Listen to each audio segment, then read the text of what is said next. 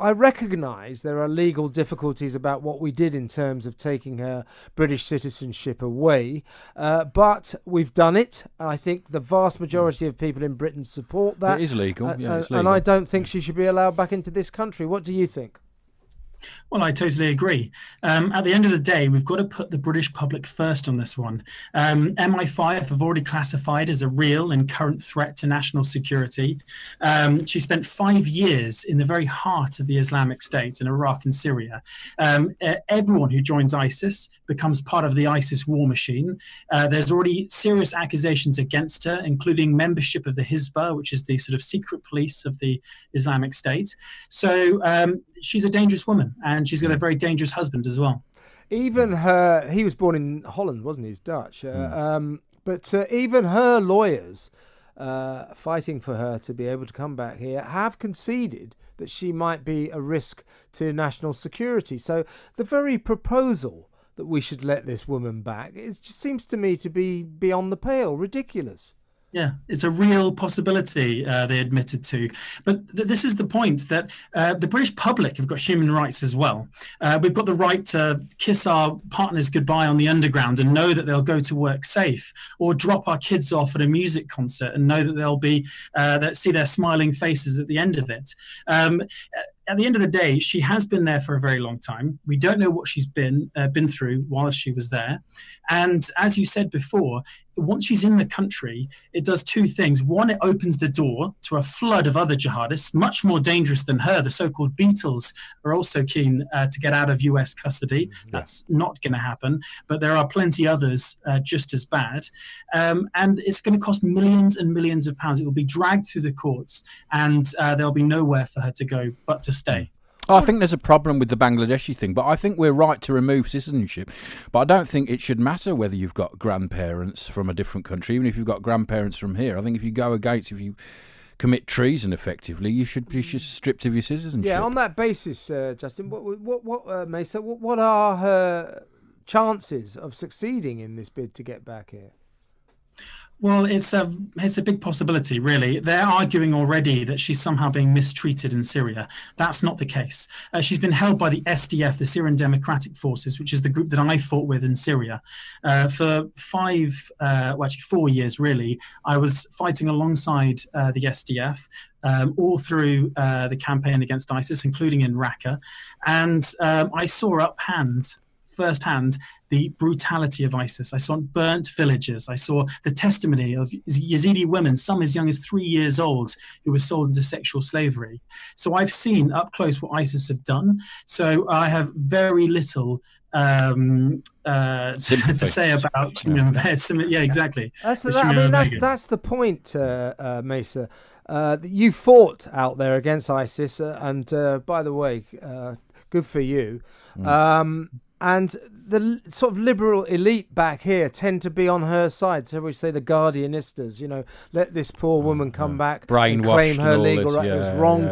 But what about what ISIS stand for? They don't stand for anything liberal whatsoever. They stand for the persecution and execution of innocent people, for the persecution and execution of gay people. They stand for repressive social horror. So why do you think that the liberals in this country gather around this woman? Well, I've compared it in the past. Can you remember back in the 1980s and 90s, there was an organisation called, I think it was the Paedophile Information Exchange. Yes, I do. And somehow they were labelled by certain parts of the left as fighting for gay rights. And this is the horrible thing that we're seeing in modern Britain, is that people are standing up for people like Shamima Begum, despite the fact that she's part of a registered terrorist organization, because they feel like they're either fighting back against America, fighting back against the establishment, and fighting and crying out racism. But this is not about racism. We've got to think about the local people in Syria. What do they want? They're the people who lost their families to Shamima Begum's friends and thugs. These people are rebuilding their lives. So instead of talking about Shamima Begum's rights and the rights of ISIS prisoners, instead of why don't we start thinking about the Yazidi kids and start talking about the local Syrians who've had their lives destroyed?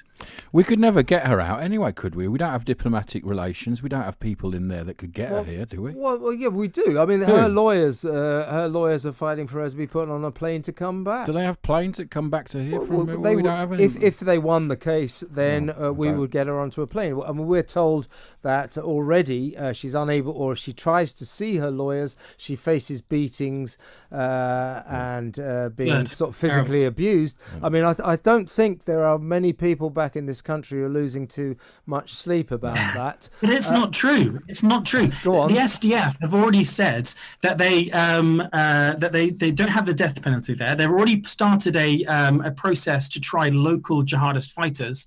The only thing that's stopping them from trying the international fighters is fear of the law. Where do they deport them once they've served their sentence in Syria? So there's already an established judiciary in Syria that these people can go through.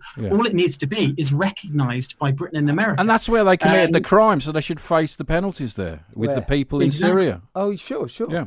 What did you think about those interviews she gave with a sort of dead eyes and the kind of unemotional way she talked of the horrors that she has seen? I remember at one point she said that she saw a beheaded head in a waste paper bin. They were all over the place, they beheaded bodies there. Yeah, no, but I mean, she saw that. Yeah, but they were everywhere, bodies, apparently. Well, that's not the point, is it? The interviewer then said, what did you think about that? And she just shrugged. Was she brainwashed, did you think? Or no. This is when she was her most candid.